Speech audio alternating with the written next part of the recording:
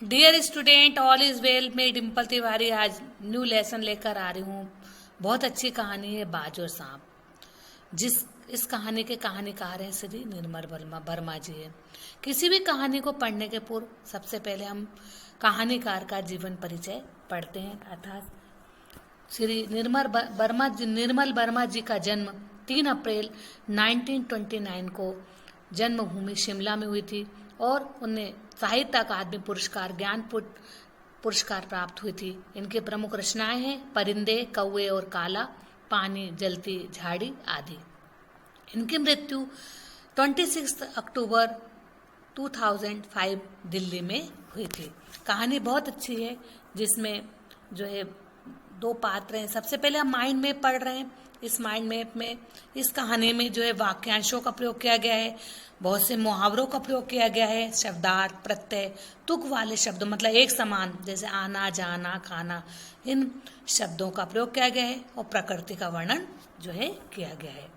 सबसे पहले हम इस कहानी में ये पढ़ेंगे कि इस कहानी में हमें क्या बताया गया है कि श्री निर्मल वर्मा जी की कहानी बाज और सांप एक बोध कथा है। इस कहानी में 2 पात्र हैं, एक है बाज और दूसरा है सांप। इसमें सांप को काय प्रकृति का जीव दिखाया गया है, किंतु बाज को स्वतंत्र प्रकृति का जीव बताया गया है। यह बहुत ही सुंदर कहानी है। इस कहानी के माध्यम से लेखक हमें बताना चाहते हैं कि किस तरह से हर प्राणी अपने स्वभाव के कारण अलग अलग व्यवहार करता है। जिस तरह से सांप को कायर, डरपोक किस्म का बताया गया है और बाज को स्वतंत्र, आजादी किस्म का, आसमान में स्वतंत्र से उड़ना उसको बहुत अच्छा लगता है, जबकि सांप जो है अपने ही बिल में चुपचाप शांतिपूर्ण कायर तरीके से रहना जो है चाहता है। निर्मल वर्मा जी की जो कहानी है बाज और सांप एक बोध कथा है, जिसमें 2 प्राणियों को अलग अलग विचारधारा और संसार का वर्णन किया गया है। इस कथा का आरंभ एक सांप समुद्र किनारे एक अंधेरी गुफा में रहता है। समुद्र की लहरें धूप में चमकती, झिलमिलाती और दिन भर पर्वतों और की चट्टानों से टकराती रहती है। पास के अंधेरी घाटियों में एक नदी भी बहती है। यहाँ पर नदी समुद्र में मिलती है। वहाँ लहरें दूध के झांक सी सफेद दिखाई जो है पड़ती है। सांप इन सब कोलाहल से दूर अपनी गुफा में बड़े आराम से रहता है। वह इस संसार की भी आपाधापी मतलब भागा दौड़ी से दूर रहना जो है पसंद जो है करता है। एक दिन देवलोक से आकाश में उड़ता हुआ एक घायल बाज जो है सांप की गुफा में आ गिरा। बाज है जो सांप की गुफा में जो है आ गिरा। पहले तो सांप डर गया और बाज की स्थिति देखकर उसके पास गया। बाज ने सांप के कहा कि जीवन की आखिरी घड़ी आ गई है, अब मेरा आखिरी जो है समय आ गया है और मैं समस्त सुखों को भोग कर लिया। मैं आकाश की, असीम का मतलब होता है जिसकी कोई सीमा नहीं, ऊंचाइयों को अपने पंखों से मैंने नाप चुका है। तुमने तो जीवन भर आकाश का आनंद ही नहीं लिया, उड़ने का आनंद ही नहीं लिया, परंतु जो आनंद मैंने लिया है वो आनंद किसी ने प्राप्त नहीं किया। सांप ने कहा कि आकाश मेरे लिए किस काम का, मैं रेंगने वाला प्राणी हूं। गुफा से अधिक आरामदेह सुरक्षित कोई जगह नहीं है। बाद ने देखा कि समस्त गुफा में मतलब बरसात के दिनों में अपने घरों के दीवारों में सीलन पानी भर जाता है ना, वह भरी पड़ी है। अंधेरी गुफा है, ऐसा लग रहा है कि कोई चीज बरसों से सड़ रही है। बाद ने कहा कि काश मैं एक बार आकाश में उड़ पाता। सांप ने उसे हौसलों में बंधाया कि हो सकता है कि तुम्हारे पैरों में इतनी ताकत बाकी हो कि तुम आकाश में उड़ पाओ, एक बार कोशिश तो करो। बाज एक नई आशा के साथ अपने एक घायल शरीर को घसीटता हुआ चट्टान के किनारे जाकर अपने पंख फैलाकर हवा में कूद पड़ा, किंतु कमजोर होने के कारण लुढ़कता हुआ नदी में, क्योंकि वह घायल था और जैसे ही वह उड़ना चाह रहा था, उड़ने के लिए अपना शरीर उसने सिमटा और उड़ने के लिए वह जो बाज था उड़ने लगा, वैसे ही वह कमजोर होने के कारण वह नदी में जा गिरा। लहरों ने उसे उठाकर सागर में बहा दिया। सभी को मालूम है कि जो नदियां हैं वह सागर में जाकर मिल जाती हैं।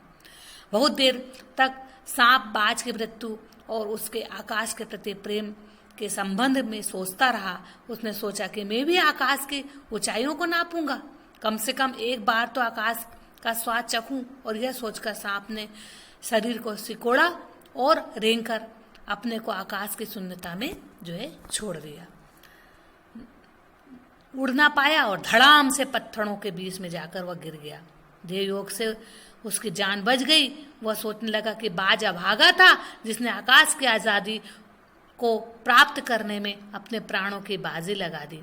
थोड़ी देर बाद सांप ने चट्टानों से धीमा संगीत सुना और लहरें मधुर स्वरों में बाज के लिए गा रही हैं कि तुम अमर हो, तुम अपना जीवन जो है बलिदान कर दिया।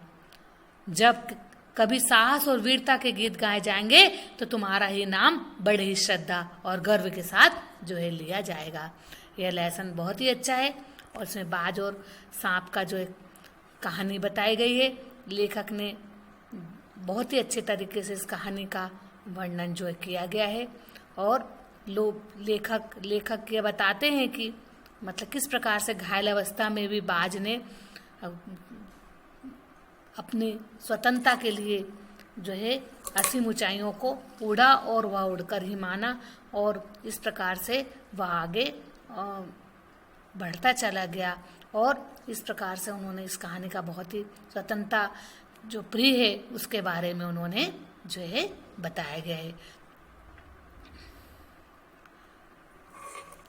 अब इस लेसन में कुछ नए शब्द हैं। अभागा का मतलब होता है बुरी किस्मत, ठिकाना यानी आश्चर्यचकित, रहस्यमय मतलब रहस्य भरा, भला यानी अच्छा, पक्की यानी निश्चित होना, खोखल यानी बड़ा छेद, प्राणों की बाजी का मतलब होता है जान की परवाह ना करना, स्वच्छंदता यानी आज़ादी, लेना देना यानी मतलब, समुद्र के असीम का मतलब है जिसकी कोई सीमा ना हो, विस्तार यानी फैलाव, आंखों से ओझल यानी गायब हो जाना। इस लेसन का जो है शिक्षा है, मोरल है। लेखक सांप और बाज के माध्यम से शिक्षा देना चाहते हैं कि मनुष्य को कभी कायर न बनकर स्वच्छंद स्वतंत्रतापूर्वक व निडर बनने की प्रेरणा देना चाहता है। मनुष्य को अपने जीवन के अंतिम समय तक परिस्थिति से हार नहीं मानना है और हर चुनौतियों का डटकर सामना जो है उसे करना चाहिए और हमेशा करते रहना चाहिए। आई होप कि लेसन ये कहानी आपको बहुत अच्छे तरीके से समझ में आई गई होगी। थैंक यू, धन्यवाद। Stay home, stay safe.